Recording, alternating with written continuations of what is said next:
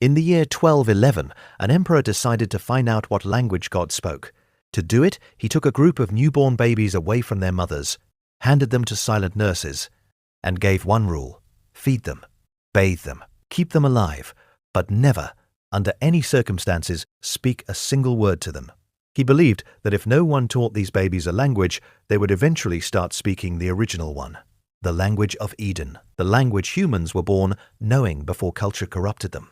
He thought he would hear Hebrew, or Greek, or Latin. What he heard instead was nothing. And then, one by one, the babies began to die. The emperor was Frederick II, ruler of the Holy Roman Empire, and one of the most powerful men in 13th century Europe. He spoke 6 languages himself. He kept a personal zoo of giraffes and elephants. He argued with the Pope and got excommunicated for it. Twice, he was, by every account, brilliant, ruthless, and obsessed with questions other rulers were too afraid to ask. The story of his experiment comes down to us through a Franciscan friar named Salim Beni Diadem, who wrote about it around 1282. Salim Beni was not a fan of Frederick. He called the experiment foolish, but he was a careful chronicler, and historians still take his account seriously. According to Salim Beni, the babies were given everything a body needs: milk, warmth, clean swaddling. The nurses were instructed to handle them gently but in complete silence. No lullabies, no cooing, no words. The experiment ran for as long as the children lived. None of them lived long. Salim Beni wrote a single sentence about the result that has haunted developmental psychology for 800 years. He said the children could not survive without the clappings of the hands and the gestures and the gladsome countenances and the blandishments of their nurses. In other words, without speech, without affection, without the ordinary noise of being loved. Babies don't just need food and shelter. They need language poured over them even before they can understand a word of it. Frederick wanted to discover the original tongue of humanity. What he discovered instead was that you cannot raise a human being in silence. The body keeps breathing. Something else stops. For centuries, this was just a strange historical anecdote, a cruel little footnote about a king who went too far. Then, in the 20th century, science began to catch up to what Salim Beni had described, and the picture got much darker. In the 1940s, a researcher named René Spitz studied infants in 2 institutions. The first was a foundling home, where babies were kept clean and fed, but rarely held or spoken to. There weren't enough nurses. Each child got a few minutes of human contact a day. The second was a prison nursery, where the mothers were inmates but allowed to care for their own babies, talking to them, holding them, playing with them. The physical conditions in the prison were worse, less hygienic, less medical care. By every measurable standard of the time, the foundling home should have produced healthier babies. The opposite happened. In the foundling home, infants began to develop normally for the first few months. Then they started to deteriorate. They stopped reaching for objects. They stopped vocalizing. They stopped tracking faces with their eyes. By age 2, more than a third of them were dead. The survivors couldn't walk, couldn't talk, and many couldn't even sit up. Spitz called the condition hospitalism.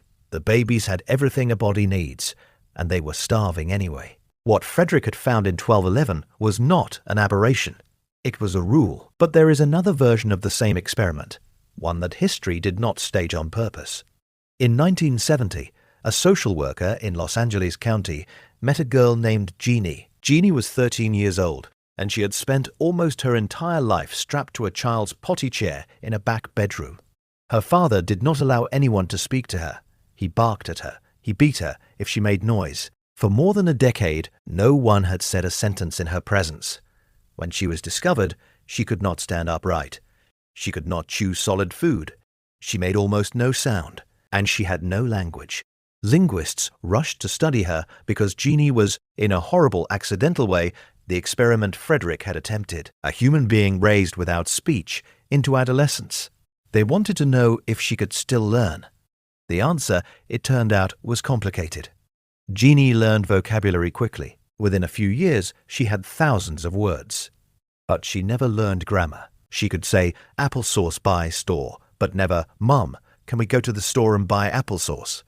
The structure of language, the part of it that lets you assemble new thoughts you've never said before, was gone. She had missed the window. Linguists call it the critical period.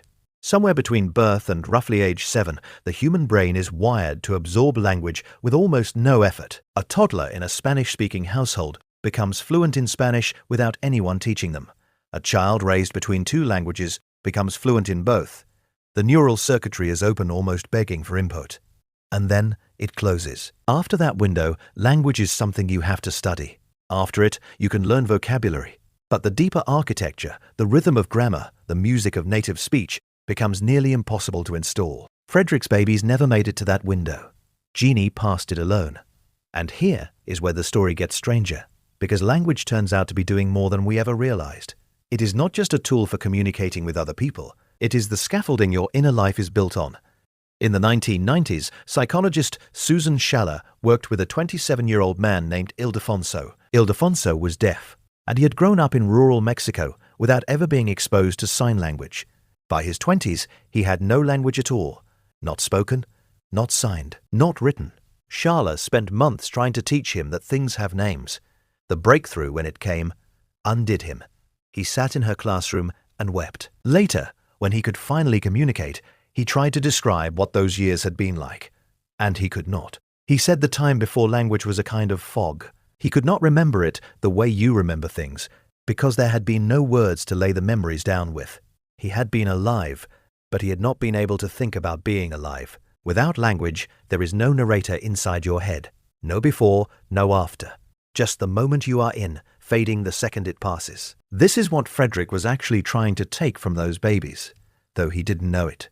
He thought he was stripping away culture to find the human underneath. But the human underneath does not exist. There is no pre-cultural self waiting to emerge if you just remove the noise. The noise is the self.